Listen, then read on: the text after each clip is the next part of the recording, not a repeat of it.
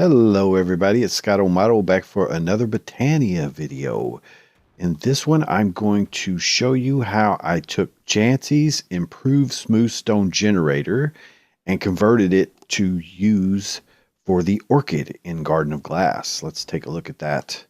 All right, so here's the setup. Again, this is based on Jansey's improved smooth stone generator, which is really a brilliantly elegant and simple design.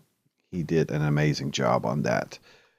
So basically, there's water flowing into the lava right here. It's in a stair-step pattern, just to be, have a framework. The water's placed here and it's flowing, and with lava on top, it'll generate smooth stone, right? And so he had it just generating smooth stone.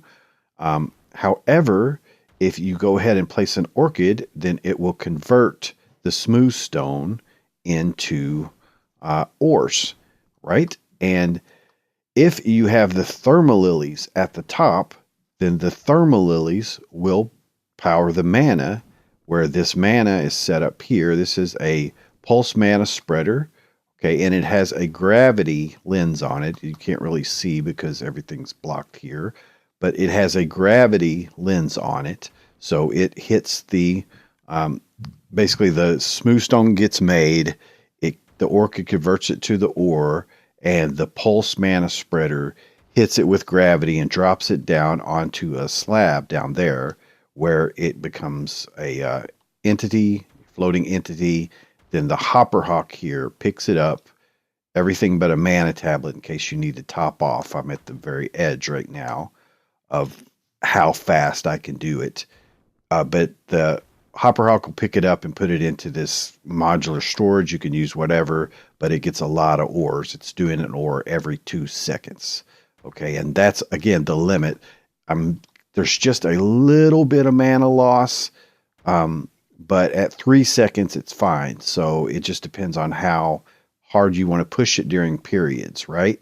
Okay, so as I said, I'm doing my thermalily setup, which in my thermalily video, people were not liking how I got the lava or whatever, and I did it in the most non-cheaty way possible, which was getting it from the nether, pumping it from the nether, which is a common way of doing it modded, the most non-cheaty way because it's real lava in the nether.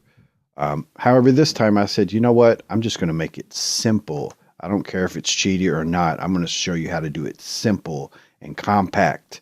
So I'm using the Vulcanite amulet from Project E, which will create lava on right click. It does need redstone inside of this mechanical user.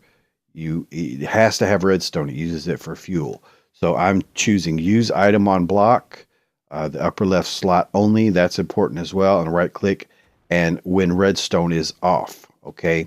Because I have this sensor from RF Tools that is looking for lava, the fluid type of lava in front of it. Whenever one of these guys consumes it, then that lava is missing, and so it triggers here, right? And then there's a master override switch there. Now, when I set this up, this is just the arrangement from the back, and when I set this up, just to make it easier, I put a mana pool here in the middle to point this pulse mana spreader toward. Okay, it's just made the setup easier, and it does seem to get a little bit of overflow if for some reason a little bit of mana slips through here. It's very rare, but it does happen. So as mentioned, this guy is set on 2 seconds, okay, and that is pretty darn fast to get ores, and I'm not losing much mana at all. There is a slight mana loss. I do have a bergamot here, which doesn't really do much. It doesn't eliminate this, definitely the banging sound of getting the ores. Nothing seems to eliminate that, except for turning your volume way down, which is what I've done. So let's just, again, look at it quickly. I have a mana star here that's just telling me when I'm gaining or losing mana. Here, you can see I'm gaining. So these things are flowing around in the pattern that I set. It's kind of hard to set them up that way, but you just want to place each one around every 45 seconds. And then they will flow from one to the other continuously.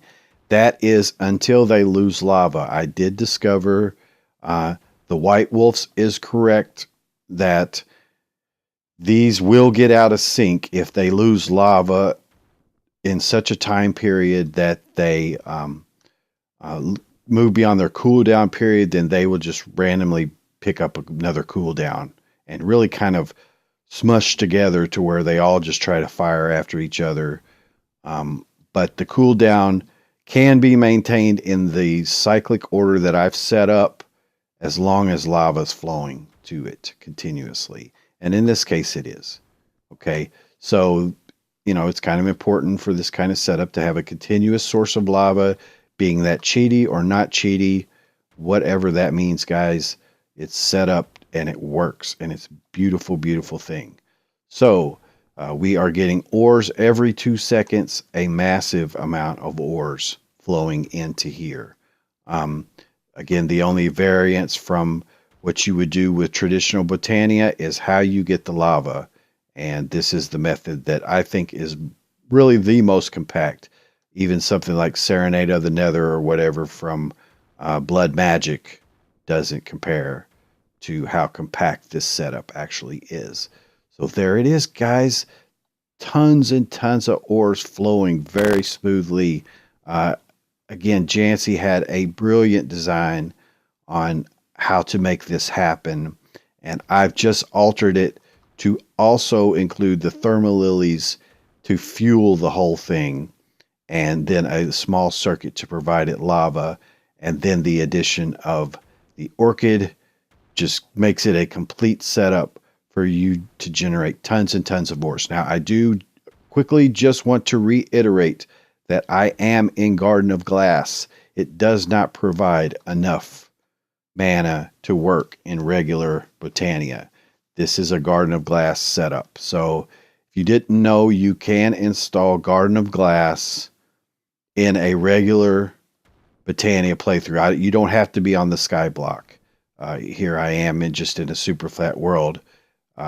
But I get the benefit of the orchid not needing nearly the amount of mana that it needs in regular Botania use. And that's the only thing that'll make this work. This thermalily setup cannot provide enough mana to run the full the full orchid, especially at this speed. It could obviously run it with a long period between the ore production. But I'll continue to work on setups for that. But this is a Garden of Glass setup, and that's how it was initially designed with Jansey in mind. But obviously you'd have to have Project E or some other more steady extreme lava source, because these guys are pulling in lava every 45 seconds or so to circumvent the cooldown period. All right, that's the idea, is that every 45 seconds, these guys will pick up lava and move from one to the other, so that lava is generally flowing, or I was saying lava, I mean mana. That mana is generally flowing all of the time, and these guys aren't getting in each other's way. So you could tell by the particle effect, the red particle, which one is active at the moment. Let's see if I can see it. It's this guy right here. Against the lava, it's hard to tell, but this orange-red particle says he's the one that's active, and then it'll go to this one next. So as soon as this one's done with its period, it'll go to that one and then continue to flow in this clockwise fashion, this one being the first. Okay, so anyway, that's the setup. You can look at my other thermalily video, and, you know, guys, I'm sorry that I'm using a non-traditional source of lava, but there's no other way in Botania. You got to get it somewhere. You're not going to be able to carry it in at this rate. You've got to get it somewhere. So anyway, that's how I decided to set it up. I do thank Jansey for this setup. It's really elegant and a beautiful thing. Anyway, guys, this is Scott O'Mato. I hope you enjoyed that video.